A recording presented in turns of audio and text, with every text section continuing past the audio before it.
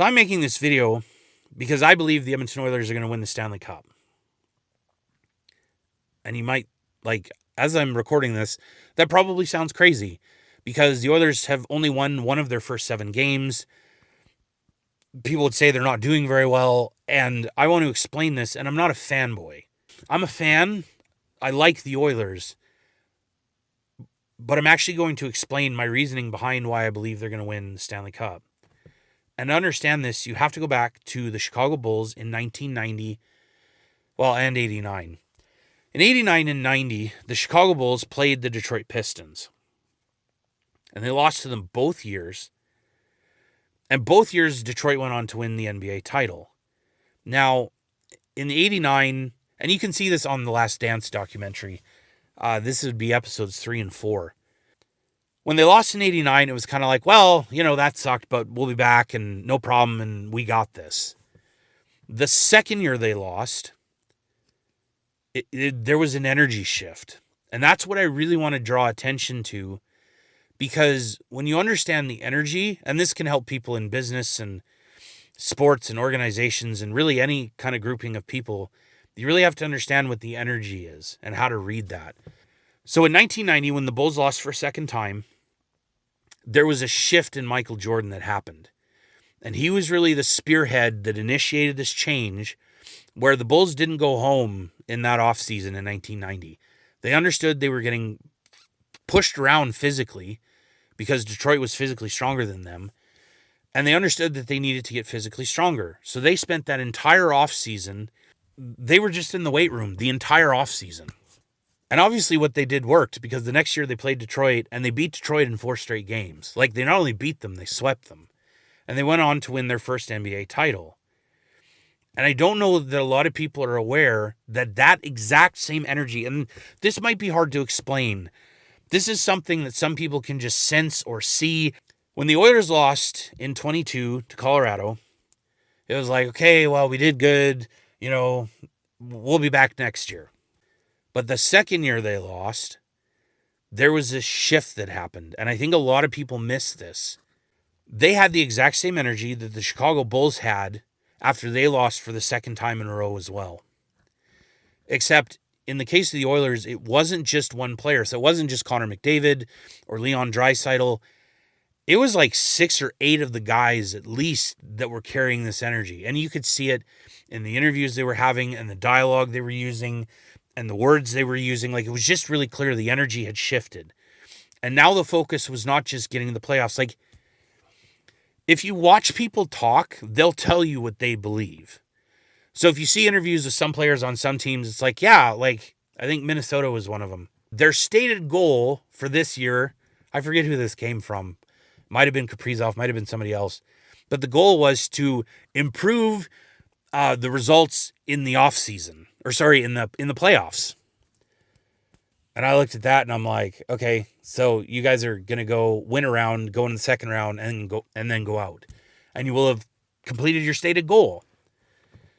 So you can tell what people really believe inside, and it matters what people believe inside because you'll get what you actually believe.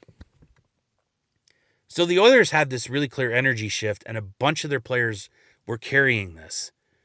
And so you look and say, well, okay, so they had this energy shift, and yet the team sucks. There's a difference between the results sucking and the team actually sucking. You have to remember, the goal is not to win the regular season, and I know we know that. And people in Edmonton care, and we want the team to do good, and I get that. But it's not just about the regular season. Florida makes it last year, and they were the last team to qualify. You look at St. Louis back in 2019, last place team until December, and they still won. So, there's more to it than just getting a good start. It's more about the process you go through in the regular season and who you become and the team you become at the end. That's what really matters. And I believe because of the energy shift and because of the Oilers bringing in Jeff Jackson, and there's rumblings that George Mumford has been hanging around the team. I think Ryan Rishaug reported that. And if that's true, people need to understand Jeff Jackson is going to have a different approach to things than some other people. And if he has brought George Mumford in, you have to understand that George has worked with like Michael Jordan and Kobe and these different players, and he understands excellence. He not only understands it, he understands the process that needs to happen in order to create excellence. Now, I'm not blaming George. I'm just saying if it's true that George is here, and if he is working with the players, my hunch would be that the players are learning to change how they think. So if they're learning to change how they think, and they're also learning new systems, like it would be like this for anybody. When anything new comes along, you're having to map new pathways in your brain. That's just how the brain works. So it's not like something changes and everybody just gets it right away. Sometimes it takes time. And my hunch is that you need to give the Oilers about 17 games. And after that, I think you're going to see this switch. Now, I'm not saying they're going to lose 16 games. No, that's not what I'm saying.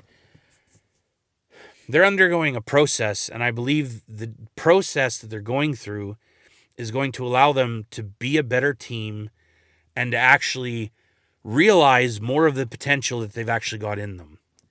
So I get how bad it looks. Like at times they look like baby deer out there where it's like, oh, this just looks bad, right?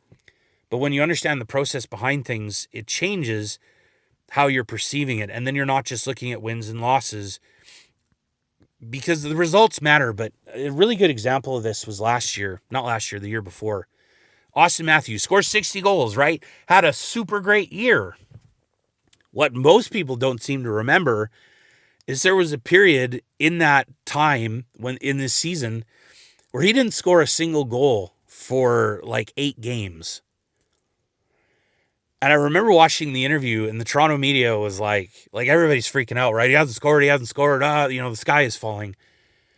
And they were doing an interview, and they asked him, are you concerned that you haven't scored in 8 games? And he goes like, why would I be concerned? I understand the process that I need to go through in order to get results. And he's like, I've been doing the same process to have results in past seasons. Like nothing's changed with the results. So he knows he's doing something.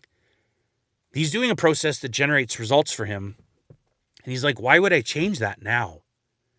Like, why would I change it just because the results aren't there? And I think the next game he went and he scored 3 goals, and he went on to score 60 for the year, and nobody remembered that 8-game stretch. But I really believe that the Oilers they're much better than what they're showing. Like, they're on pace for 11 or 12 wins. Like, they're not going to lose that many games. So I just think we need to let the process play out. And for those of us who understand positive energy, it would help for us to have positive energy and be looking at the positives and focusing on that.